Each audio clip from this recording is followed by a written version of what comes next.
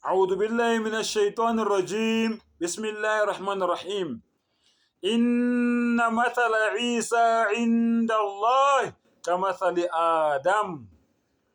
Ngicela Allah angivikele kusathane ongathandwa. Egameni lika Allah onomusa onesihawu. Ngempela umzekeliso ka-Adamu noYeshua no-Isa ku-Allah, Allahu Akbar, bayafana, bayinto eyi-one. U-Adamu noYeshua bayafana, no-Isa ku-Allah bayafana, bayinto eyi-one. Khalaqahu min turab, u-Allah wadala u-Adamu ngani? Ngenhlabathi. Wathini? Thumma qala lahu kun fayakun. Uthe semdalile ngenhlabathi, wakhuluma nale nhlabathi wathi yiba ukuthi, yaphenduka yaba umuntu. Same applies nakuYeshua naye. U-Allah wamkhomanda ukuthi ahlale esibelethweni sikamamakhe. Ngena esibelethweni sikamamakho ngesimo somoya, kodwa ufika uphenduka ube umuntu. Wafika waphenduka waba umuntu. Allahu Akbar. Exactly ngendlela adala ngayo ubani? U-Eva, unkosikazi ka-Adamu, inzala abantu. Wathatha ithambo, wamkhanda ngethambo. Mayesemkhandile wakhuluma nethambo ukuthi wena thambo phenduka ube umuntu wesifazane. Laphenduka ithambo laba umuntu wesifazane. Same applies umkhulu ukhokholozo Adamu, wamdala ngobumba noma ngodongwe. Wakhuluma nalolu dongwe leli ukuthi phenduka-ke manje ube umuntu. Mayeselifakela umoya, lwaphenduka lwaba umuntu, lwaba amathambo, laba nenyama. Manje yini enididayo? Yini manje enididayo? Angisakhulumi mina nawe. Eyami miracle iwes. Eyami nawe wes. Ungcono Adamu ngoba wadalwa ngobumba, ungcono Eva wadalwa ngethambo, ungcono uJesu wadalwa ngomoya. Mina nawe sadalwa ngama-fruits and vegetables. Awuzazi into ezazidliwa uyihlo ungakazalwa, ezazidliwa unyoko ungakazalwa, awuzazi. Nami angizazi ezazidliwa ubaba, ezazidliwa umama, angizazi. Kodwa sonke siyafana. Singabantu, sinamehlo, sinamakhala, sinendlebe, kodwa kungenzeka kimi i-beetroot yayingekho. Kwakukhona ama-carrots. Ngenzeka komunye ama-carrots ayingekho, kwakukhona ispinach. Komunye ispinach azingekho, kwakukhona ilokuzane apula. Komunye apula lalingekho, kwakukhona uphopho. Komunye uphopho ungekho, kwakukhona ini? Ilokuzane orange. Komunye orange lalingekho, kwakukhona ubanana. Kuningi abazali bethu ababekudla before thina sibakhona, ukuze kukhandeke le mbewu le eyenza thina. So mina nawe yithi umlingo kaNkulunkulu omkhulu odlula lo sibhayizisayo ka-Adamu no-Eva nokuzana nokaYeshua. Manje yini ekudidayo? Uzothi wena uYeshua noma uzothi uJesu uNkulunkulu. uNkulunkulu ngani? IBhayibheli lithi indodana yomuntu. IBhayibheli lisho njalo. Lithi indodana yomuntu. Hey bafowethu, kudlaliwe ngawe ndle emnyama, kudlaliwe ngawe umuntu omnyama.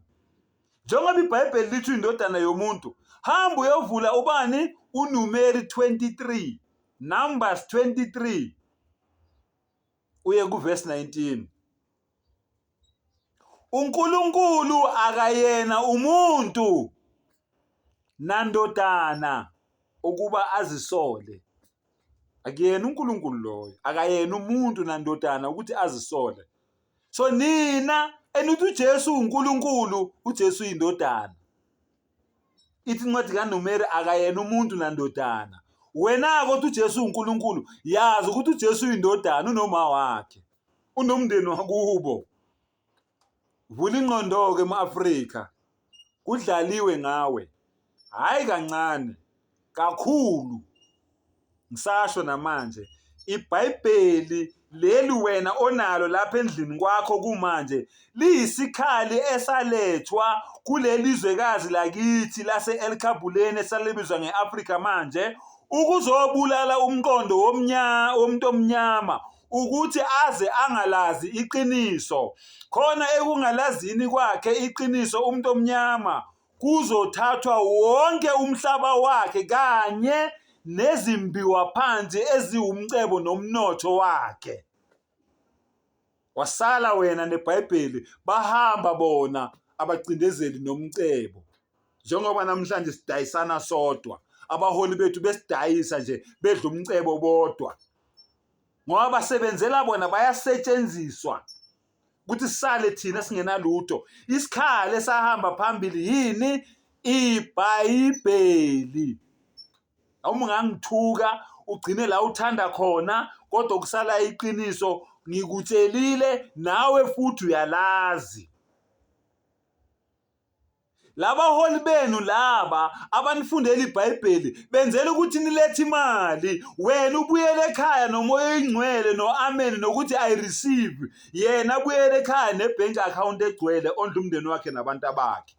Angikuphindele, lo mholi wakho okufundela iBhayibheli, wena uza nemali yomnikelo, uthi wena unikelela uNkulunkulu, kodwa umuntu othola imali akuyena uNkulunkulu. Umholi wakho wena okutholayo yini? Ukuthi I receive, ngiyamukela. Wamukela umoya oyingcwele, yiwona lo moya oyingcwele oyedliwa abantwana bakhe ekhaya. Yena edla ama-ribs nama-pizza, egibela indiza, ethenga yonke inhlobo yento ayithandayo esitoro, engabhekisi iprice, ngoba wena umnikile imali ukuthi akhone ukuthi aphile leyo mpilo leyo, agibele imoto ayithandayo, wena ugibela amatekisi.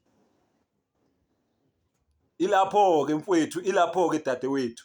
Ngithukeni-ke nigcine la nithanda khona, kodwa nje iqiniso liyababa lona, kodwa liyamkhulula umuntu. John 8:32, niyakulazi iqiniso bese liyanikhulula.